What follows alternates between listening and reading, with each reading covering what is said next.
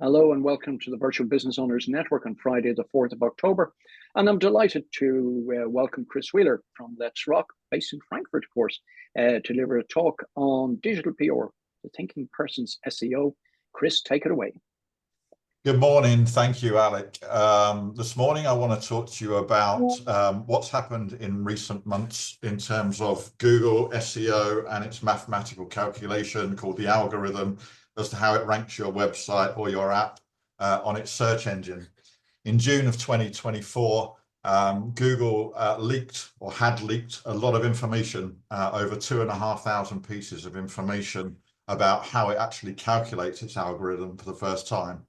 Now, I've been in this business of search engine optimization for 29 years, and I've pretty much seen everything you can think of in that time. Obviously, I started before Google started, so basically, I was always a bit of a positive skeptic when it came to anything online marketing, and still am as I get older. And what's happened is that the leak has revealed for the first time, how they calculate the algorithm, but also what you should be looking for in terms of your strategy for ranking your website online, as opposed to what you might have been doing in the future. So the first thing is that there is entity recognition, which means Google's algorithm is emphasizing entities more and more. And that means it's underscoring the importance of building a strong brand presence and author authority. So you really need to get your brand out there on Google and work as much on brand traffic as you do on non-brand product or service traffic. It's also now heavily focused on content quality and relevance. Google systems are designed really to evaluate content, not just on keyword usage, but on overall relevance and authority. So basically what that means is, and part of this is kind of interesting because they're pushing towards AI, and yet in these leaks, it says that any web page that has got over 50% AI generated content on it will not rank as high as something that's recognized as not having used AI. So it's kind of an interesting turn of developments.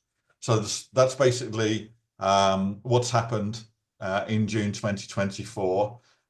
Much of what has been detailed by Google or has actually been contradicted by Google has actually come out that what they said they weren't doing, they actually are doing. So now we're going into a world where if you're into this kind of stuff, which I am, and this conspiracy theory being played out alongside Google's antitrust issues at the moment, we're seeing the rise of what we call digital PR. And digital PR is SEO on steroids. And I'm going to explain to you a bit about that. So first of all, it's all about backlinks. A backlink is a link that's created from one website to another, and I've given you a very simple example here of britishhedgehogs.org.uk, and you can see an underlined link in that website, and your website is bighedgehoghugmap.org, and it links to that website, and that creates a backlink from one website to another. So SEO is like a garden where traditional methods like watering will work, but we're looking for newer, smarter methods now, like optimizing the sunlight and the nutrition, and that will give you stronger growth. So when you create a backlink from an external source to your website, it's great that you've got one here where it's got www. Link to your web page. But what's even better is when the keyword that you wish to be ranked on your website is actually part of that. Here, instead of saying www. It might say Alec Drew, and it goes to Alec's webpage, and that gives it much more authority, and that's called an anchor link. Digital PR is a strategy that's going to combine all of the requirements of Google's new mathematics, and it combines traditional PR tactics with SEO principles. And we're looking to build brand authority, and we want to create high quality backlinks through newsworthy content.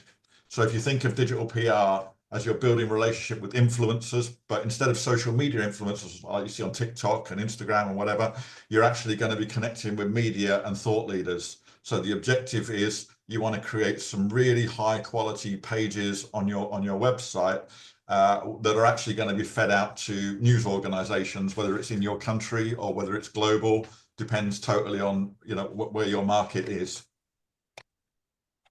So a case study by the Search Engine Journal, which is one of the most respected journals in our industry, revealed that brands using digital PR are going to secure high volume, high authority links from places such as Forbes, The Guardian, or very niche specific publications. They saw an uplift in keyword rankings, and one brand increased its traffic by 150% in 6 months after creating a digital PR strategy that secured backlinks.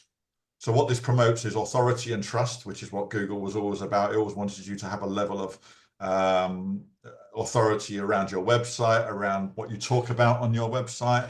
It wants links from reputable publications, and ultimately that leads to enhanced visibility and credibility. So if you think of digital PR as building relationships with influencers instead of that, then you're on the right lines. So what does it take to do this? Well, it's all about quality over quantity. Yeah, gone are the days when you go and create 100 links from some website that's never going to be visited, never going to have any traffic, and never going to deliver any traffic from its website to your website, which is what you're really looking for. So what we're looking for is to create compelling hooks. So I'll give you an example, and this is a long time ago. It wasn't called digital PR then, but I worked for 888.com, the betting website, and gambling and SEO is a very difficult medium to promote for obvious reasons. There are rules and regulations about gambling, and they wanted to promote their roulette business. So I created an article, 1,200 words, about Russian roulette. And I linked it to the film The Deer Hunter with Christopher Walken, if you remember the famous Russian roulette scene. And we published it as an article on the 888 website, and it got 1.3 million views in 6 days. Yeah, and as a consequence of that, it raised their business 8,300% in roulette sales in that period. Yeah, so it's very powerful stuff. It went out to CNN, Sky, and all the contacts I've got around the world. Journalists lapped it up because it was so different and so unique.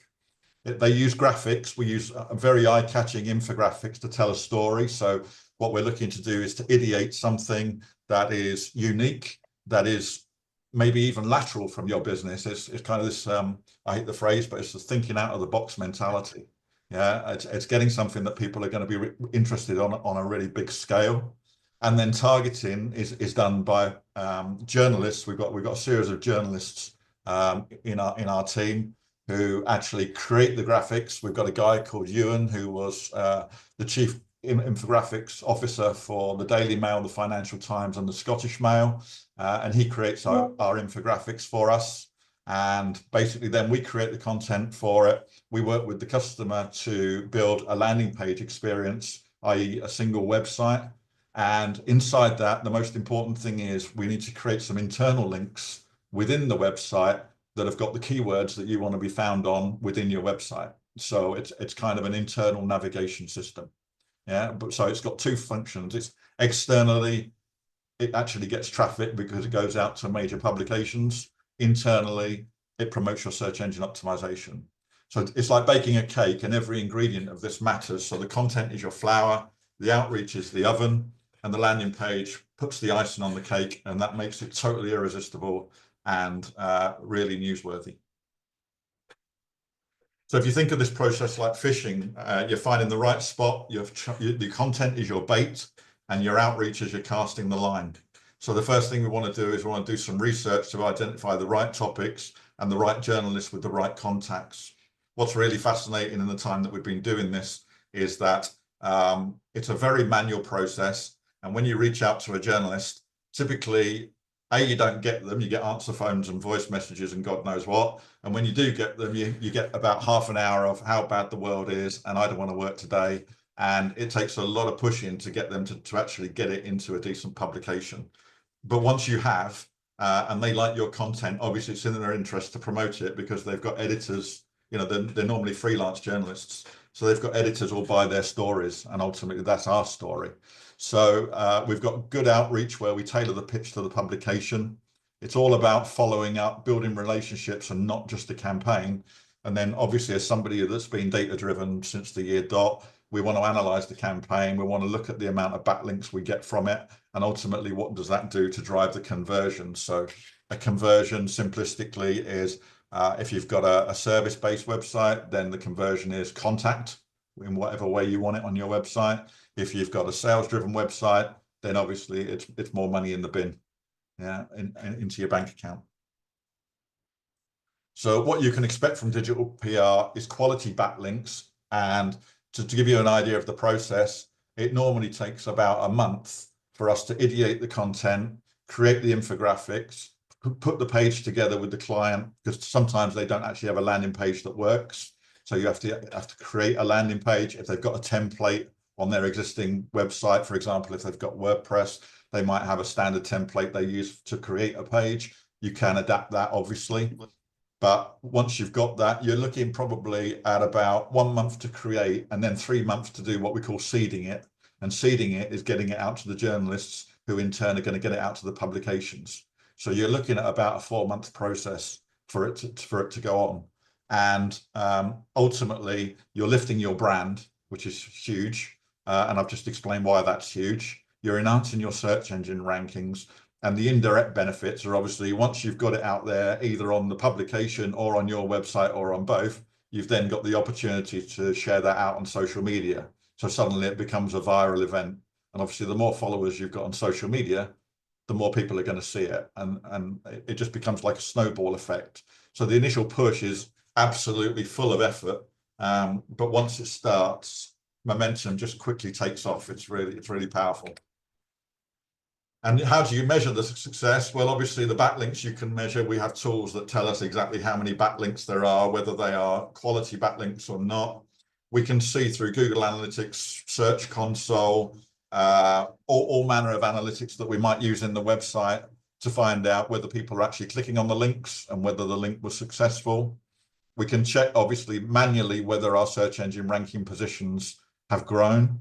And ultimately, if they're improving, then we establish a higher credibility on our domain, i.e. our website. So overall, we're building very, very strong foundations. So the analogy I used here is like checking your health, where the backlinks are your pulse, the traffic is your blood pressure, your traffic growth is akin to your own personal development, and you coaches out there will know all about that. And domain authority is your overall fitness level. And getting all these things right gives you a really clean bill of health. So the conclusion is, as I said, that digital PR is SEO on steroids. It requires backlinks. It promotes, backlinks. It gives you referring traffic. It creates organic growth. It's like planting seeds in a field where each campaign is a seed. And with the right care, those seeds are going to grow into a strong and really flourishing ecosystem.